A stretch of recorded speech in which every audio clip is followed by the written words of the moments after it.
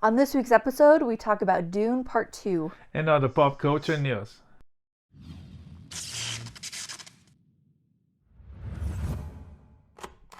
Well, before we get into the movies and all the other stuff, we do want to take note of the passing of Richard Lewis this week. Oh yeah, it's sad. He's a very beloved, and everywhere we see the news, they see beloved comedian.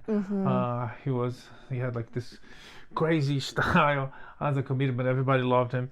Yeah. And he was and in a not just classic. his fans, but his coworkers, like his colleagues. Yes. In the industry. And he's in a classic, right? That's right. Robin Hood, Men in Tights. He's King.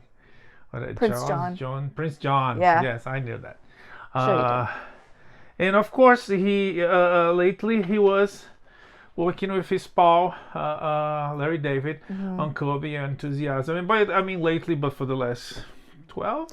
He's been in the whole years? show, yeah. Yeah. Because I think it's 13 seasons, but there was like a couple. With some gaps. Yeah. Yeah. And Larry David, for instance, was sounded devastated when he said that he made me sob, and I would never forgive him for that. Yeah. Yeah. That was, and coming from Larry, like Larry opening up about that and express, like, oh man, that's just particularly powerful coming from Larry, who does in fact bring his own eggs to the country club. Yes, the producers reviewed that. Yeah, it does. That is a real Larry thing. Again, at this point, if he, I mean, he could do anything crazy. It's like, you're gonna use that on the show, so he win. Yeah. Anyways, our sentiments to the family and to the friends of Richard Lewis. May he rest in peace. Today is February 29. Yes, you heard. Leap year is a leap day, and one extra day in February. I should watch that show again. There's a rhyme on the Rock. That's right. Yeah, it's Jack McBrayer's character Kenneth. Yeah, he comes around and like there's a it's rhyme like point. There's a movie. Money for Your Tears or something like that. I can't. Yeah, there's a whole thing that Kenneth makes up. Hilarious. Oh, it's hilarious. If you're probably not gonna see this 29 anymore, so maybe next year. I mean, but next it's still leap funny. Year. Yes. Whether or not it's a leap year. Now I wanna check the rhyme. Okay. You got it. Okay. Okay. So leap year, as we should. We did see that movie Leap Year. We're gonna talk a little bit. I mean, just say an old movie. You liked it. Yeah, we watched it. Yeah, It's Amy Adams and some other delightful, familiar faces, including Adam Scott. All the rom-com tropes from like the 2000s, those Y2K rom-coms. It was funny. It was cute. It was cornball. And that's all I got on that. Oh gosh, okay. I should do this. While he does that, let's just take note. Oh no, there's more about the day. You don't know that? I don't remember. I don't know. What do you want to say about it? Well, leap year, not leap year. February 25. Sorry. The leap day, William. Oh yeah, from 30 Rock. It's a fake movie that they have to celebrate. Oh gosh. This No, is I'm thrilling talking stuff, someone. folks. Yeah, Miss Lemon. Did you not grow up with Leap Day? He lives in the Mariana Trench. Leap Day William. Oh gosh, I can probably gonna remember this in a second, but no, it's not the case. Basically, 30 Rock, Kenneth has this whole like tradition.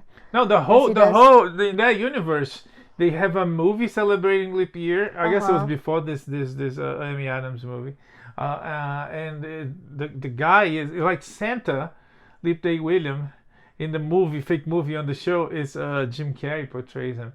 It's a fun episode. Yeah, I might watch it, but I don't remember the rhyme. It's funny. But another thing about February 29 is the official birthday of Superman, and that's right. Yes, yeah, it's I did not know that. Yeah. It's a peculiarity of the day. Now you know. Now I know.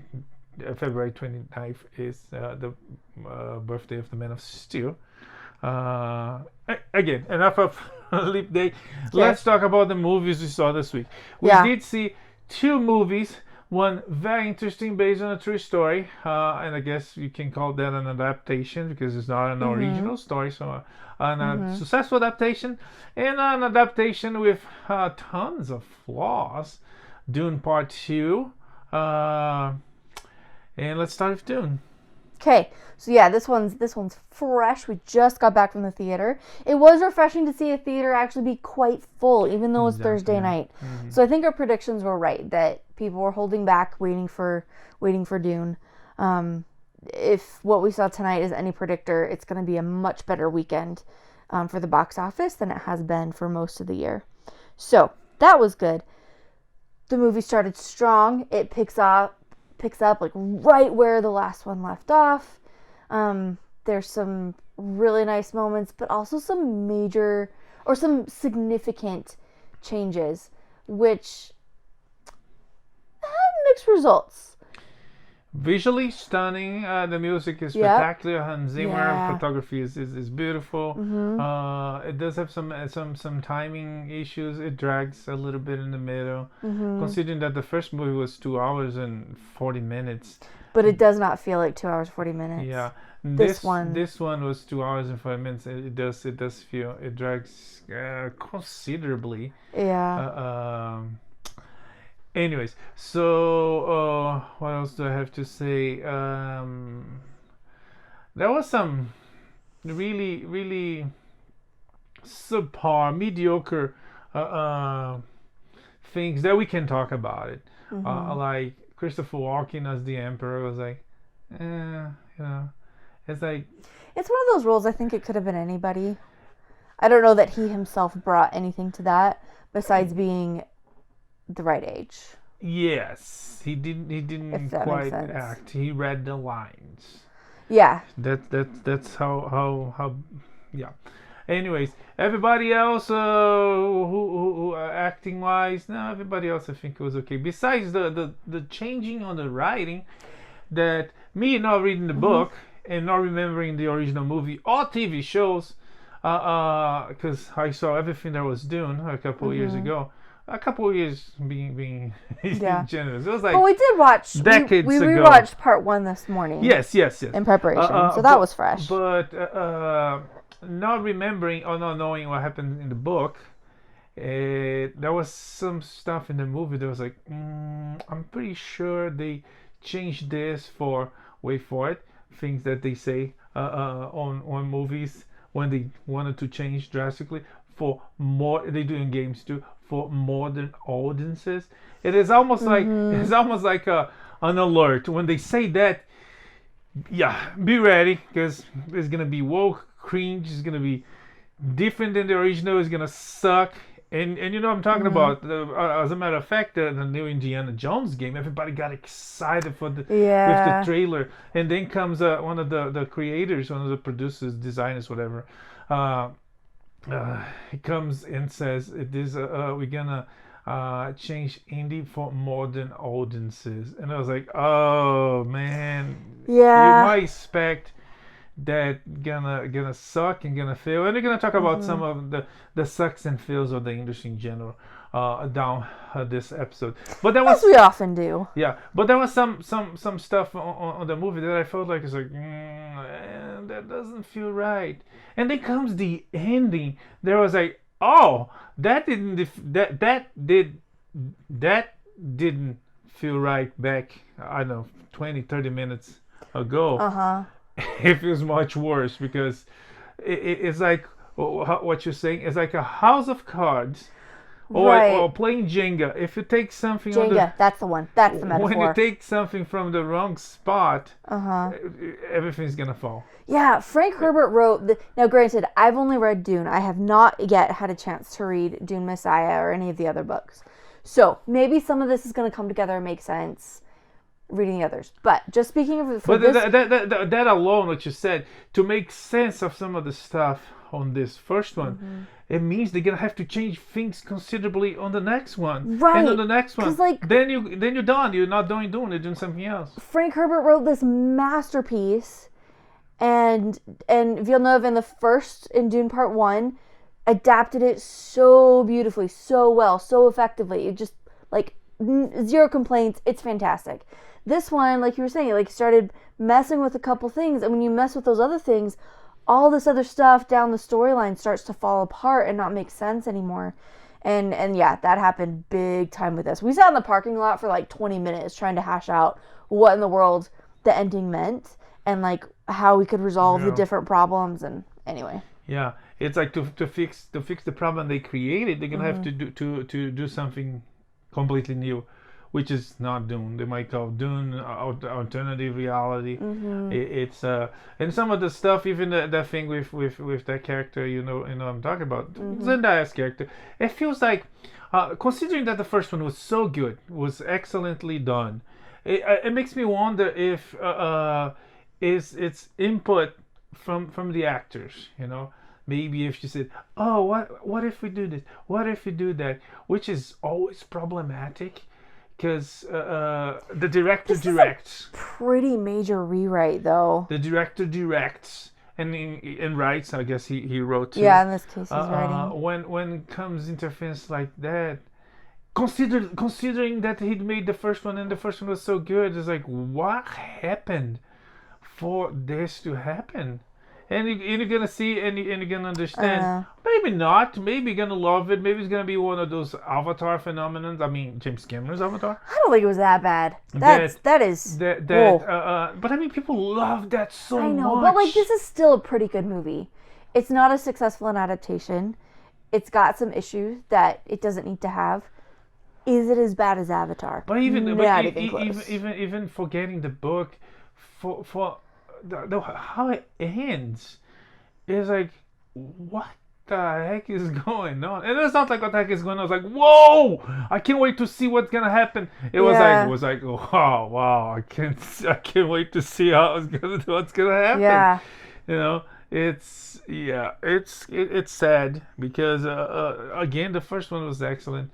This one starts strong, and then things gonna like woo woo, and then at the end. So let's say the first one was excellent. Yeah. Like phenomenal, unbelievable. This one was good.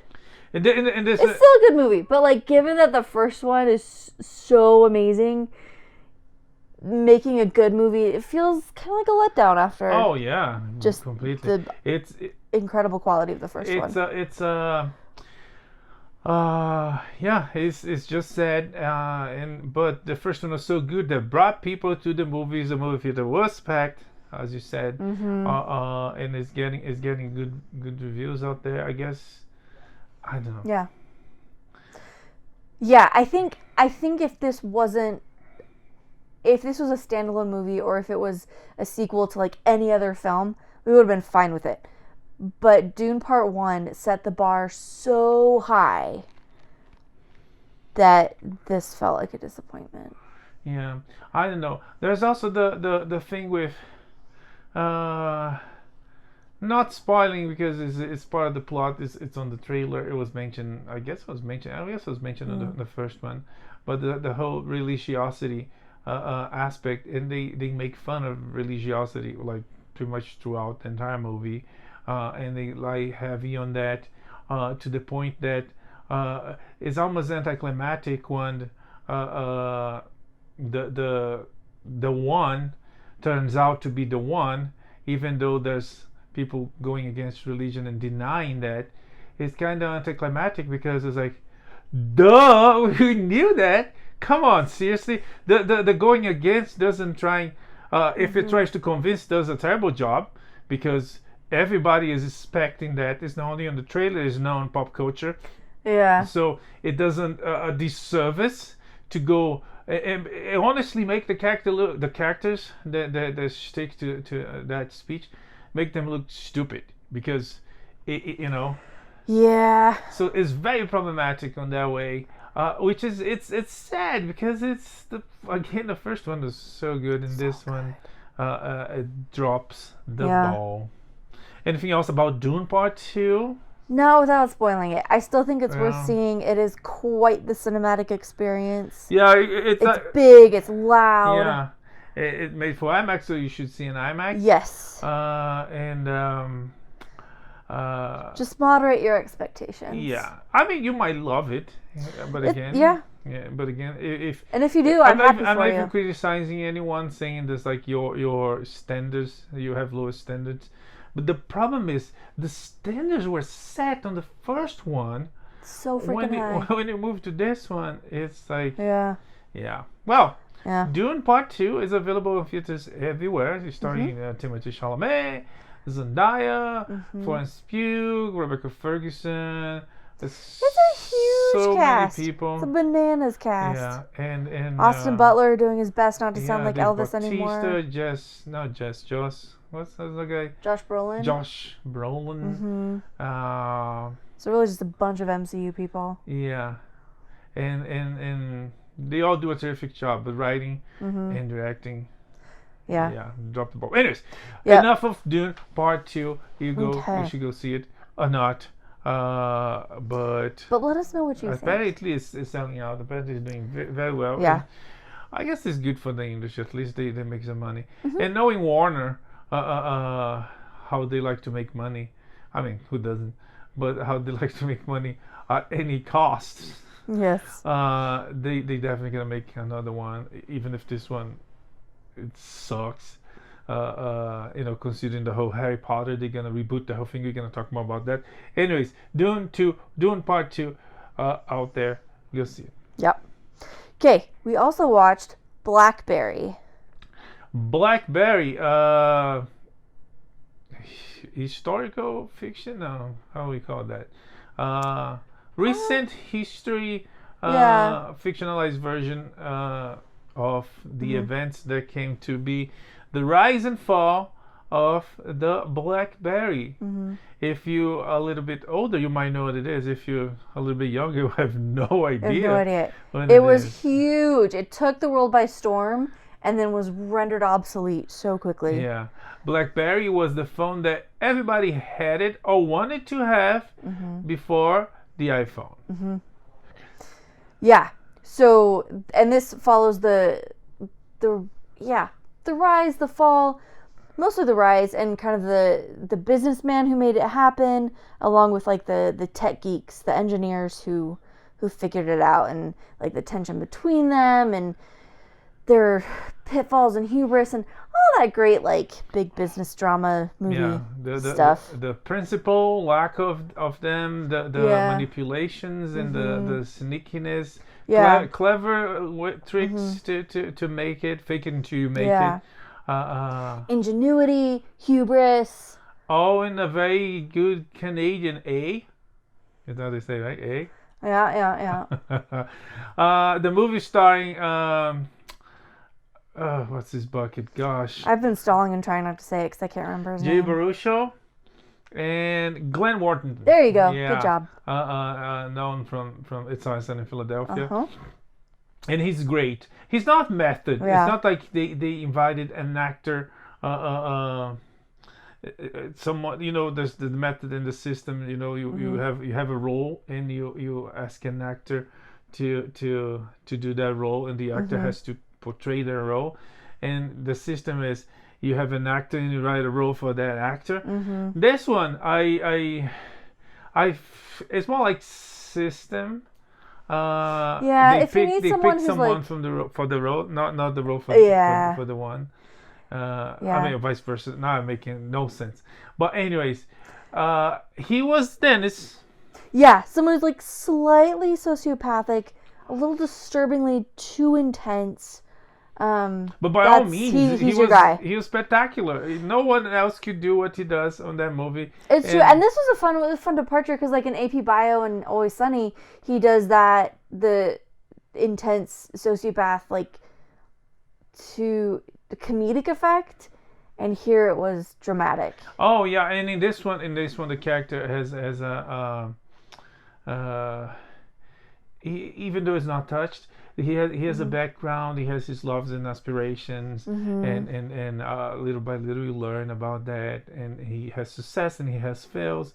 We don't know a lot about his background, but it has more than the crazy guy that wants, I don't know, to sleep with the girl, and crazy and scream, and I'm a what's his catchphrase?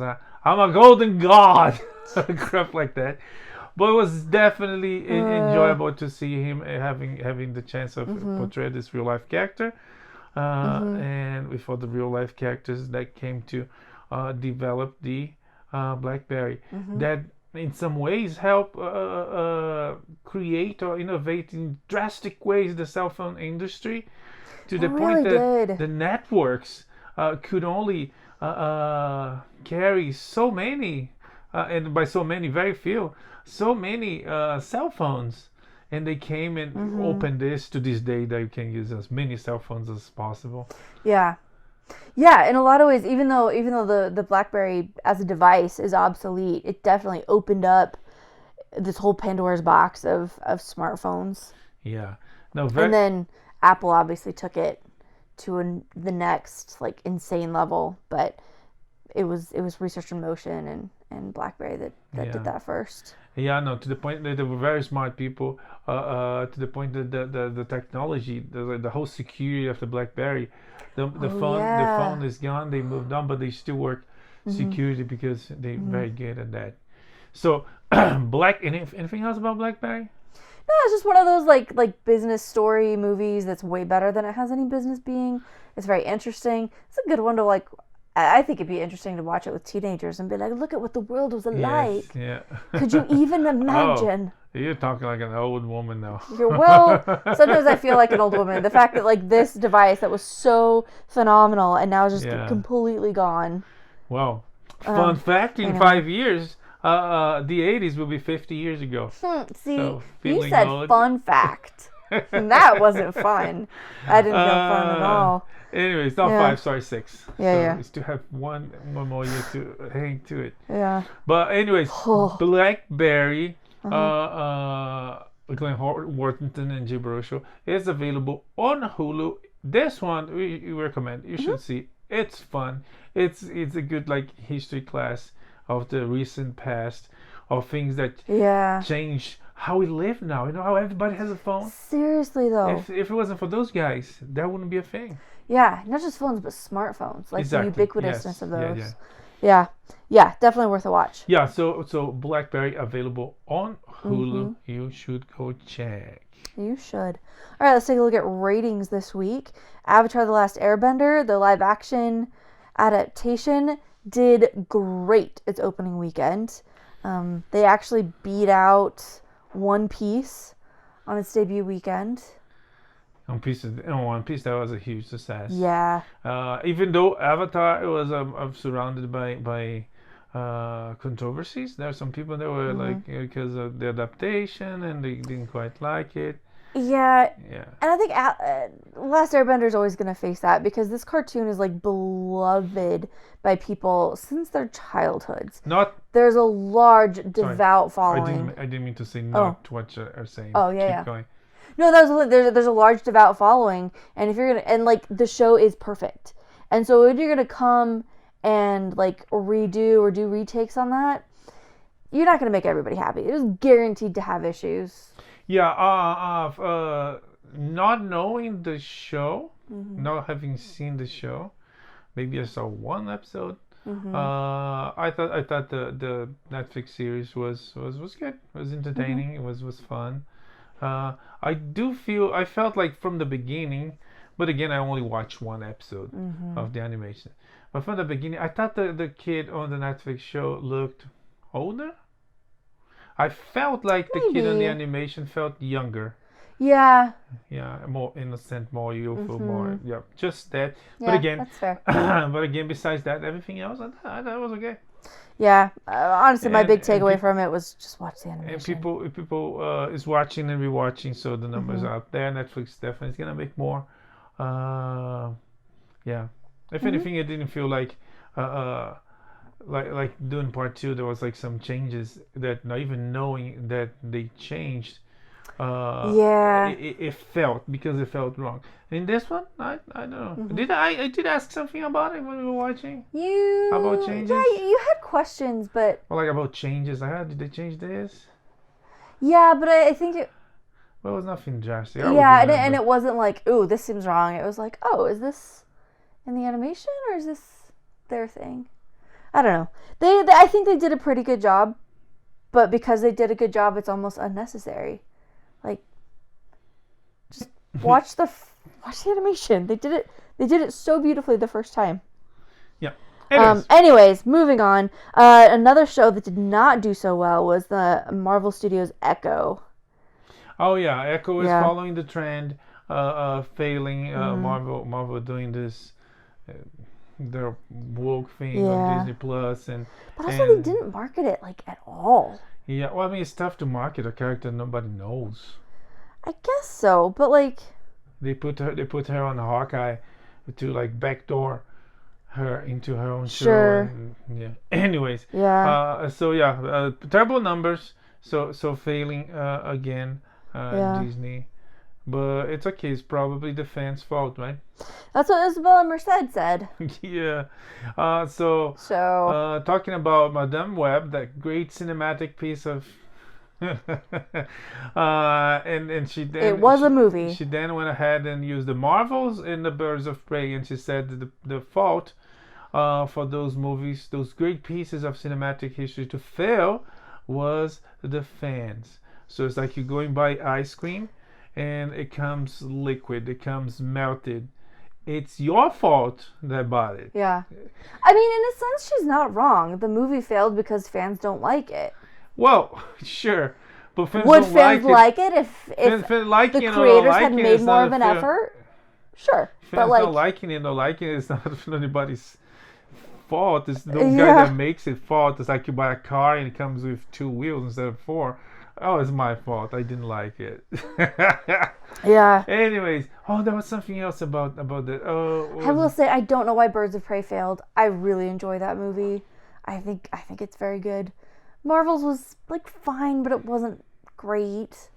Madame Web is barely watchable. But, I struggled with that one. What was the whole fans' fault? Oh gosh, they do that so much that it's. They do that with Star Wars. They do that with a lot of these. And sure, like there can be like some really creepy toxic fans like who bully and torture people. Like the actors, like Jake Lloyd, the actor who played Joffrey Lannister in Game of Thrones, like those guys were bullied and hated like right out of the industry.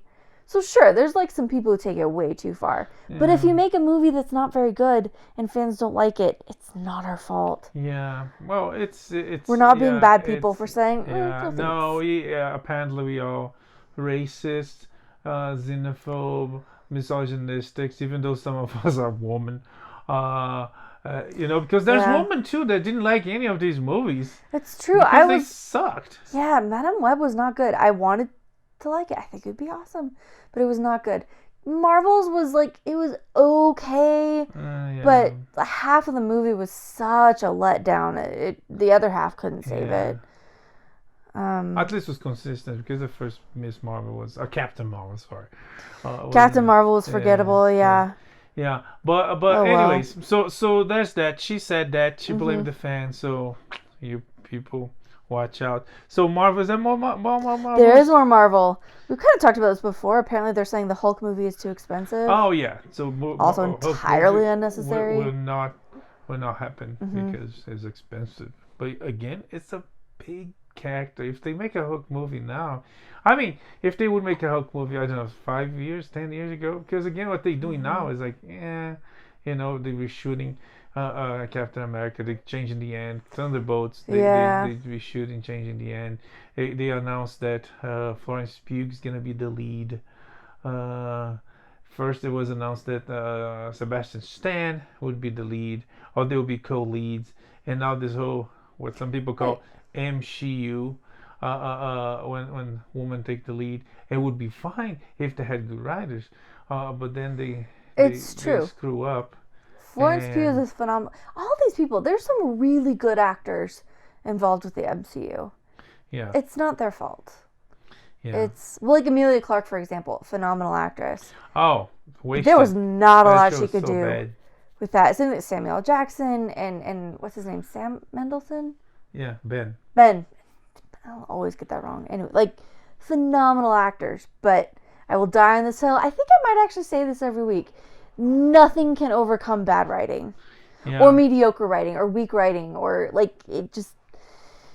If there's not a good screenplay, there's not a lot anything else can do. Yeah, and again, as I think was Ruffalo said last week, not that Ruffalo is accurate, but he was saying that everything Disney made since they start doing things for MCU Disney Plus is like and he's not wrong. He's not wrong, and they've like totally saturated the market. So my brother and I were talking about this the other day. He likes this stuff, but he's so tired of it. Because it's poorly done. It's poorly done and it's overdone.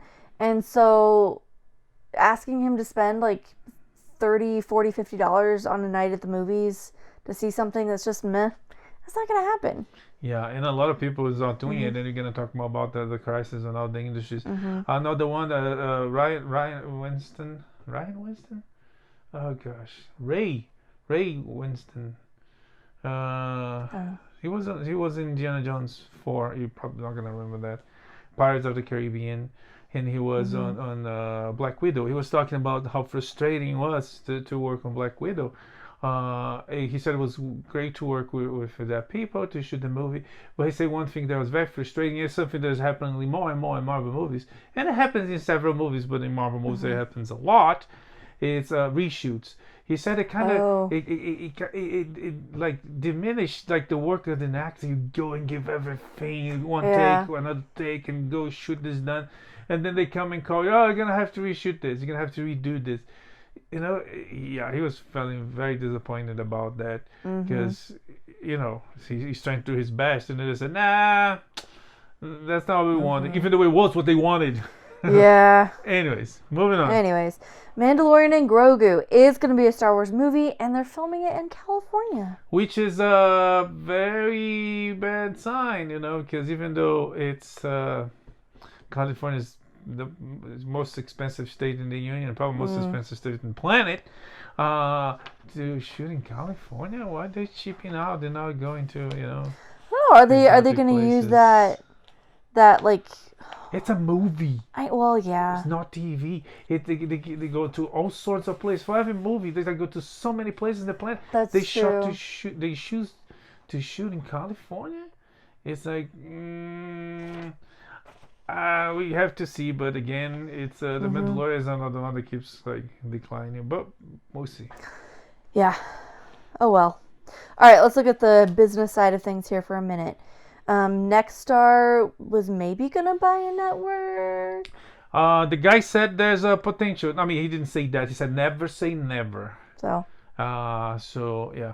Another big one in the world of big networks is Paramount Plus would find a way to merge. What was it? Warner and Paramount Plus. That apparently is on hold. That might not happen. Okay. EA and PlayStation are laying off a whole bunch of people. Yeah, EA is canceling a Star Wars game. Dealing 670 people. Yeah, laying off a lot of people. And Sony is with on PlayStation. Sony is laying 900, including Naughty Dog, Guerrilla, Firesprite, and more. Naughty Dog that made, among other things, the recent Spider-Man 2, which has all sorts of problems writing. It had a really garbage. mixed reception. Again, the Go Woke Go Broke is like, if you don't pivot back to creatives for creation, creatives for entertainment, for art, and start and keep pandering for social politics of the day, you're gonna lose fans, and you're losing fans, you're losing money, plus the Biden economy, and that's why you're struggling, you're suffering, and you have to lay off good people, not only in their hearts, but good working people, because it's not because they are terrible workers, because if they were terrible workers, they were not working for you, right? One would hope. AI what is it, a $90 billion loss? Okay, AI for artificial intelligence, or more like I thought a really good pun. I forgot. Artificial unintelligence. So that would be AU. I actually put that there. No, I didn't. No. Oh, artificial stupidity. AS. Oh yeah, it's more like S. But anyways, so Gemini. You probably heard of it. Oh my gosh. So Gemini, by Google, not a small company, by Google, big fail. They're having to redo so much. Rewriting history, basically creating racism, and there's more, because the company lost $90 billion on this venture, shut it down. They say they're gonna work and fix it. Yeah. But to aggravate the whole racism involved, and if you didn't know what happened, was the AI. You would prompt, you would ask the AI to create something specific, historically known facts, like give me George Washington, and it would give a black George Washington. Give me a pope, and then it would give you a woman pope. An Asian woman. And there was Vikings, Asian Vikings and black Vikings, completely historically inaccurate. Yeah, and even when people were very specifically asking for specific moments in history, even Nazis, very specific. It would not portray European. Oh, the Nazi would be inclusive. Asians, diversity inclusive. Yeah, right. Which is where okay, we gotta draw the line.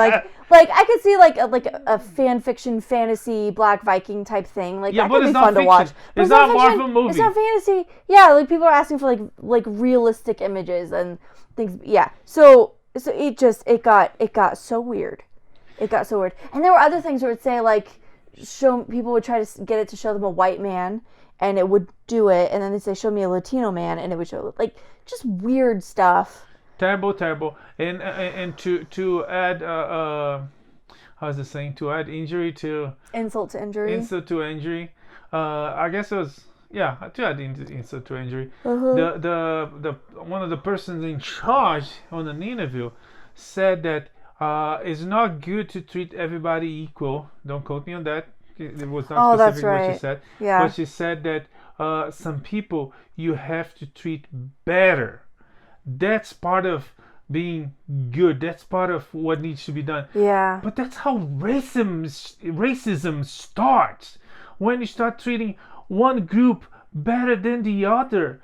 Equality, it means equal, I don't know, Jesus treat everybody equal, like Buddha treat everybody. If you treat one people better than the other, you're creating a whole sorts of problems that history is repeating itself. Yeah. And it's terrible. So unfortunately that person's still working there, so she's gonna try to fix the thing. She's not gonna fix anything unless. But anyways, that was Gemini for you, the AI failed attempt from Google that cost them $90 billion, which is making people think about Google. It's maybe it's not the best source of, yeah. Anyways. Sure. Okay. Let's see. Okay. Other fun stuff. Okay. Mark Wahlberg has been told to start growing his mustache. Oh yeah. ¿Por qué? For Uncharted 2. Yeah. Yeah, he plays, I can't remember his name, jeez. But he plays the mentor, old friend of Tom Holland's character, Nathan Drake, that one I remember. Yeah. And yeah, well, it's let's do it. The first one was really fun. The first one was fun. And it was a nice twist because they didn't adapt, they didn't adapt the game per se, but it was kind of a prequel. It ended the first game began, so it was nice to try. It was good to see, creative, fun, and yeah, we're ready for more. We are. In the meantime, Sony has acquired a script about the 1980s Pepsi-Coke rivalry. Yeah, which sounds like another business drama that's going to be much more entertaining than you 50 think. 50 years ago. Oh my gosh. Oh. Yeah, nearly $1 million for the script alone. Yeah. So way to go, writers. I'm happy for you. Oprah has had to leave Weight Watchers. Oh, she was caught on a big lie. I mean, it was not so big because she lost weight. But it was a big lie because she was the face, the the celebrity spokesperson face of Weight Watchers. of Weight Watchers. It's like I love bread. I eat bread every day. You probably heard that somewhere. She was caught on the lie because Classic. she was actually using medicine, not Weight Watchers, to lose weight. So Weight Watchers invited her to not work with them anymore. Yeah, so she's out.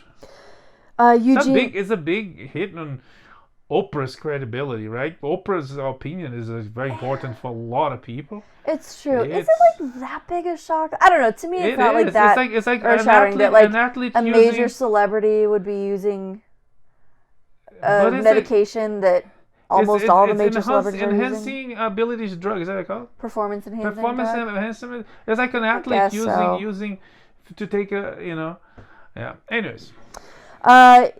Okay, so she's been asked to leave, but somebody's been asked to join Only Murders in the Building season 4, and that person is Eugene Levy. Yeah, we did talk about who else was there was another big name, I can't remember. Anyways, I don't remember. But Eugene Levy, our favorite weird dad from Canada. He was the dad on Schitt's Creek, the dad on American Pie, and Chipping by the Dozen, the sequel. Oh. Yeah. The sequel of the reboot, not the sequel of the original. Yeah. Anyways. The Boys season 4 is premiering on June 13th. Yeah. And they've actually been renewed for season 5. Yeah, it's fun. It's messed up. It's fun. I don't know. Yeah. I actually never read a comic book yet, but it feels. I'm talking about Dune. How it doesn't feel. This feels like it comes straight from a comic book. It does. It does. Yeah. Yeah. Comic book of the Watchmen variety. It definitely has some of that. Yeah. I mean, of course, there's some things that we actually feel when they're doing things, and some of the verbiage, some of what they write, and some of what they do. It's like they're poking on modern conservatives and Fox News and the right wing side, Trump, and putting it there, which I assume it was not in the comic back when the comic was released. What's this about a Naked Gun reboot? Yeah, there's like rumors that they will make a reboot of Naked Gun, started by the great Leslie Nielsen. They're gonna do a reboot with Liam Neeson. Interesting. Yeah. That could be very fun. I mean, let's see how it goes, because he's not known for comedy. He's a very gigantic, Tara-esque guy. I don't know. I don't remember any comedy of him. Actually, there's one with Seth MacFarlane. It's so forgettable that we forgot. It's got 10,000 Ways to Die in West. Oh, it's a great cast. It has him, Charlize Theron, another Tara-esque person, and Seth MacFarlane. Yeah. Interesting. But yeah, we're looking forward to see. I mean, or not to like this, because Naked Gun, Leslie Nielsen's classics, super fun. Yeah. Like maybe don't redo everything. Speaking of redoing everything, J.K. Rowling says she's excited to work on the Harry Potter reboots. Yeah. Do we need to reboot them yet? No, we don't. Yeah. We just let that go. I guess she needs more billions. She's not wealthy enough. I don't know what she's gonna do. I hope it never comes from her mouth or anybody involved, but it might. There's they're gonna reboot for modern audiences. When you hear that.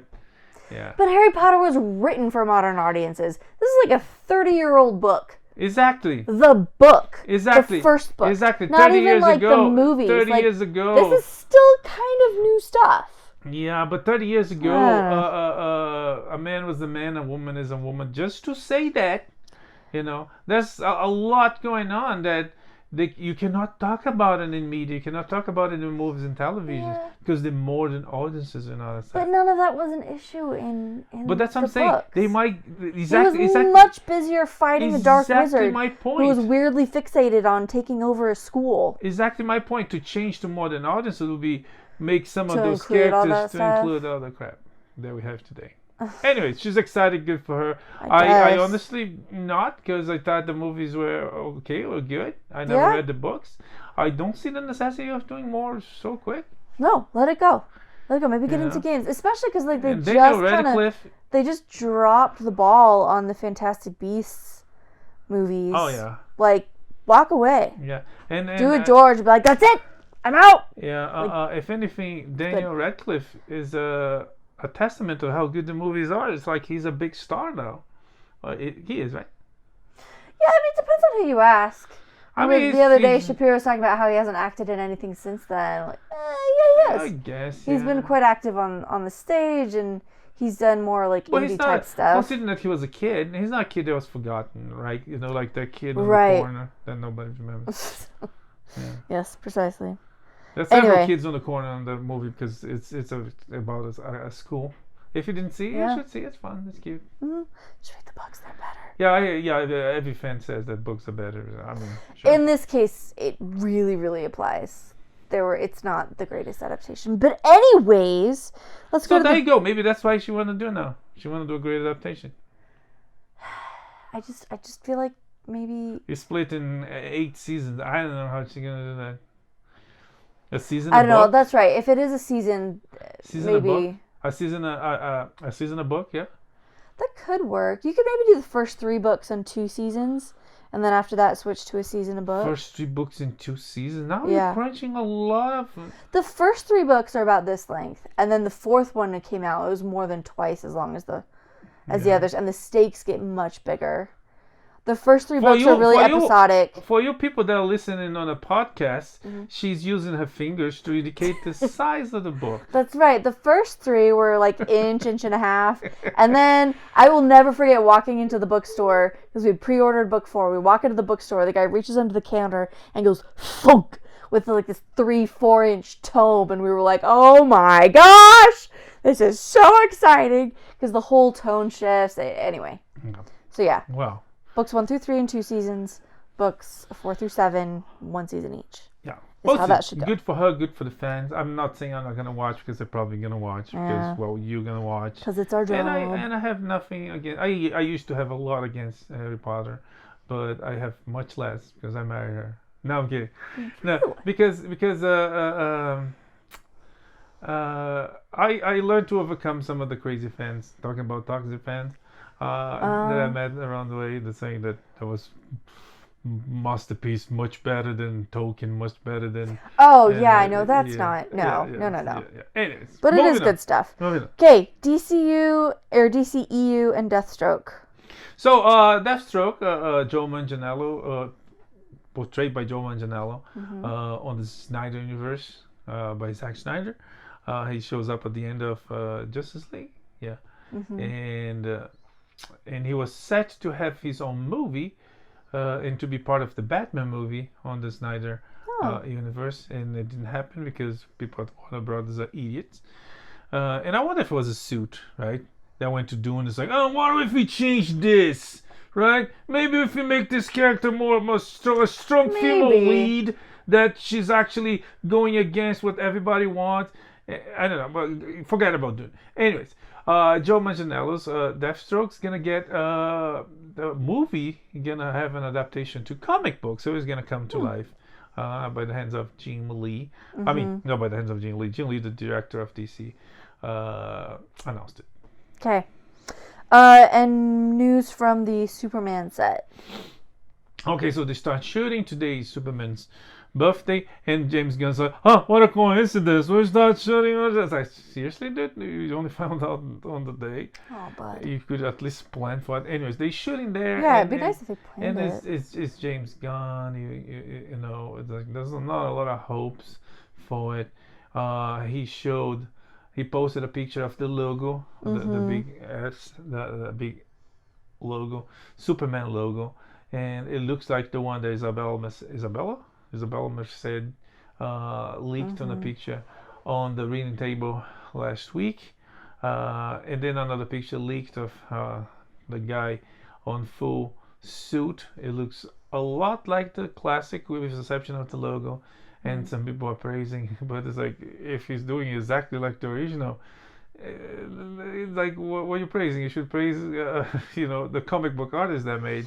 If he had changed, it would probably suck. but he could take credit for. He cannot take credit for use the original. Yeah. So among other things, he announced kind of the masses on the set. Isabella Merced, when she was blaming the fans, she also said something alarming. She said that the movie is not about Superman; it's about Lois. First of all, there's a lot of people there. I don't know if Lois, sure, she's pretty, but I don't know if people are going to pay a lot of attention to her when you see the Green Lantern, Hawk Girl, and you see Elastic Man, you see Madam Move. Oh, and Superman. Oh, and Supergirl. Anyways, so, but again, it's the movie Superman. And it's not going to be about Superman. Yeah. Anyways, so, and he announced that the name changed. It's going to be Superman, not Superman Legacy anymore. Is he worried that this movie is not going to have any legacy? It remains to be seen, but James Gunn, he announced amongst so many things that DC could do, he's wasting his time with some crappy ideas. He announced that they're going to do a Jurassic League of America, which is Jurassic League? Yeah, it's a league, Justice League, but all the characters are dinosaurs. Oh my gosh. It's like, wow. Anyways, that sounds like if it sounds like a joke, it's because could be like a fun cartoon, like a 20-30 minute short or something. Yeah, if it sounds like a joke, it's because it's a bad joke, but he wants to do it. Yeah. Anyways. Actually, not even like a cartoon, just like an episode of Teen Titans. That would be hilarious. Sure, but he's taking serious because he's the creative mind behind DC now. And it's too bad that Paramount's not going to merge with Warner, because Paramount could stop all that. And it's like, nah, let's bring Snyder back. That's true. Quick one about Snyder. Not about Snyder, but about DC. The guy that was supposed to take over DC, Dan Lin, it was the first name, or he didn't accept it, something like that. He would just announce he's going to take over big stuff at Netflix. Oh, okay, good for him. Okay, Suicide Squad killed the Justice League. This was a highly anticipated, long-awaited video game. That is not doing well. It's failing. Yeah. Again, the woke garbage infecting the game, and there's some technical quality issues. There's like, yeah. Anyways. Okay. Too bad. And if you're disappointed about all that, don't count on Wendy's for comfort food to drown your sorrows, because they are scheming, threatening, announcing, possibly doing surge pricing. It's like, really, guys? You really want to lose business and you want to lose money? Come on. It's not like we don't have choice. Uber can get away with that because it basically monopoly. There's like Lyft and there's some other small companies that do, but Uber is like still the biggest one. Yeah. So they kind of can get away with it. With transportation, like you're kind of stuck. Like I still have to get from point A to point B. There's only so many options. But with fast food, yeah. Come on, if you start charging more, people not. Yeah, it's terrible idea. Hopefully the backlash and outcry will be enough that they'll back off and they have to. If they not to, they're gonna lose business and people are gonna boycott. And remember, Bud Light, Target, other companies, they mess with the consumer. Yeah, it's by the economy times. The situation is terrible. People losing their jobs everywhere. Prices going up everywhere. If you do that, people move. They have options, and yeah. It's true. It's true. And it's not like Wendy's is like this like elite food. I go there because it's like cheap and fast. It's yummy. It's way better than McDonald's. I'll give them that. But still, like, that's debatable. I'm not saying it is better. It's debatable, but I'm right. Because it tastes different. McDonald's doesn't taste like a hamburger. McDonald's doesn't taste like anything. Wendy's doesn't taste like hamburger. In-N-Out gets close, but they all have their peculiar flavor. That is their own flavor. It's true. But that's not enough to keep people going there. It's like, okay, fine. Yeah, that's what I'm saying. Like, Wendy's isn't great enough. Yeah. Like, we'll just go get Happy Meals at McDonald's. Yeah. Anyways, so that ended on a sad note. As it started on a sad note, I was very excited for Dune. Unfortunately, it wasn't. It didn't deliver. But anyways, that's it for this week. We come back next week with a lot more stuff. Tomorrow we're gonna watch the new, and I'm excited for this one. And I hope he doesn't disappoint me, because For me, he always delivers. Adam Sandler movie at Netflix called Yes. Spaceman. We're gonna talk about this one looks like it's gonna be a tearjerker. Yeah. So I actually got the all the drama movie that he made, so you can watch. You can watch. I already watched. We're gonna watch. Okay. Oh boy. I got for Valentine's Day on a sale. It's called Punch Drunk Love. Okay. But anyways, that's it for this week. We'll come back next week with more pop culture news and entertainment. May the force be with you. Live long and prosper. Bye. Bye.